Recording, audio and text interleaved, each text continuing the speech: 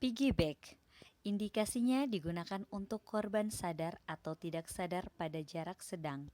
Sedangkan kontraindikasinya tidak dilakukan pada korban fraktur lengan dan tangan. Langkah-langkahnya yang pertama, posisikan penolong dengan punggung menghadap korban, dengan lutut ditekuk sehingga bahu penolong masuk ke dalam ketiak korban.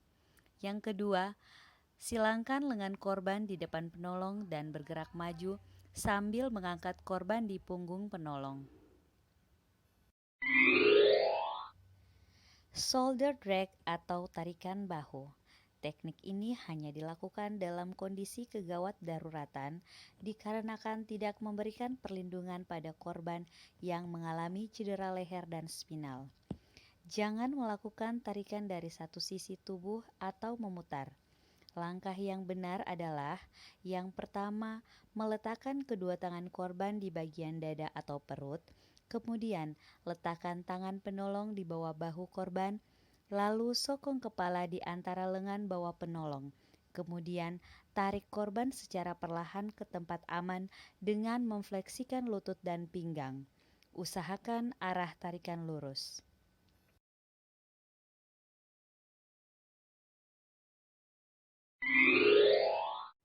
Blanket drag atau tarikan selimut.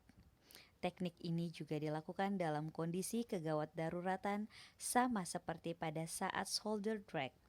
Caranya adalah taruh selimut di bawah tubuh korban, kemudian korban diletakkan dengan posisi kepala kurang lebih 70 cm dari ujung atas selimut.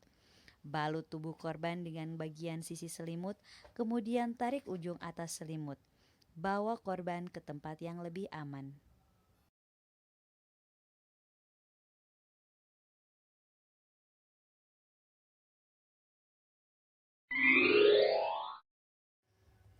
Teknik evakuasi selanjutnya yaitu dengan merangkak.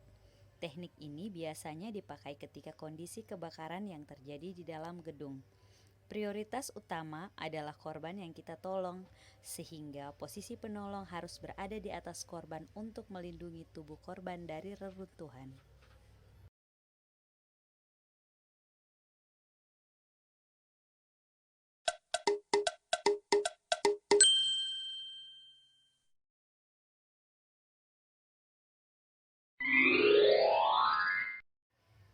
Forehand seat carry.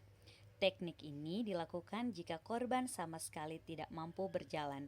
Kondisi korban dengan cedera kaki pada bagian bawah juga lebih tepat menggunakan teknik evakuasi ini. Langkah-langkahnya yaitu dua penolong berlutut atau jongkok dan kedua tangan masing-masing penolong berpegangan. Setelah yakin kuat dari posisi jongkok, kedua penolong berdiri bersamaan dengan komando dari salah satu penolong. Posisi korban menghadap ke depan atau ke arah tujuan. Two hand sit. Caranya, angkat korban dengan posisi kedua penolong jongkok di sisi kanan dan kiri korban. Penolong memegang pergelangan tangan penolong lainnya, kemudian letakkan di belakang bahu dan lutut korban. Setelah yakin kuat dari posisi jongkok, penolong berdiri dengan komando dari salah satu penolong, dengan posisi korban menghadap ke depan atau ke arah tujuan. Teknik angkat langsung. Teknik ini adalah teknik umum yang digunakan ketika kita tak menemukan alat apapun untuk proses evakuasi korban. Caranya adalah dengan melipatkan kedua tangan korban ke dada, lalu tangan kanan penolong satu memegang lengan kanan bawah dan tangan kiri memegang lengan kiri bawah korban, sedangkan penolong dua memegang bagian lutut korban. Setelah yakin kuat dari posisi jongkok, penolong berdiri dengan komando dari salah satu penolong.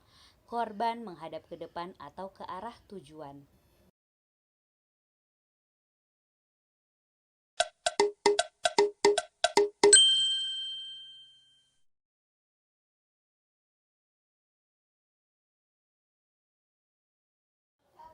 Lock roll adalah sebuah teknik yang digunakan untuk memiringkan badan korban yang setiap saat dijaga pada posisi lurus sejajar. Lock roll dilakukan oleh 4 orang penolong. terdiri dari 3 penolong di badan korban dan 1 penolong melakukan fiksasi pada leher korban. Salah satu penolong sebagai leader tim. Dengan aba-aba dari leader, korban diputar secara alikmen anatomis dengan tindakan yang lembut. Saat posisi pasien miring, periksa bagian belakang apakah ada jejas atau fraktur. Tandu skop atau scope stretcher digunakan untuk memindahkan pasien yang lokasinya memiliki akses yang terbatas dan bermanfaat untuk memindahkan pasien darurat. Tetapi alat ini tidak dapat digunakan pada pasien yang memiliki cedera servikal. Cara penggunaannya, tandu skop dipisahkan kemudian ditempatkan di kedua sisi pasien dan menguncinya bersama-sama. Kemudian pasien dipindahkan.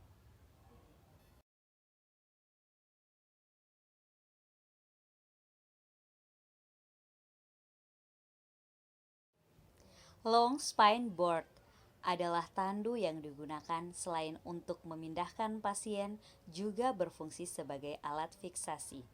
Alat ini sangat baik digunakan pada pasien yang dicurigai adanya fraktur servikal. Cara penggunaannya, pasien diletakkan bersamaan dengan tandu tersebut secara perlahan-lahan. Kemudian pasangkan pengaman yang diistilahkan tali laba-laba. Setelah itu lakukan fiksasi kepala dan kemudian pasien dipindahkan di tandu ambulans.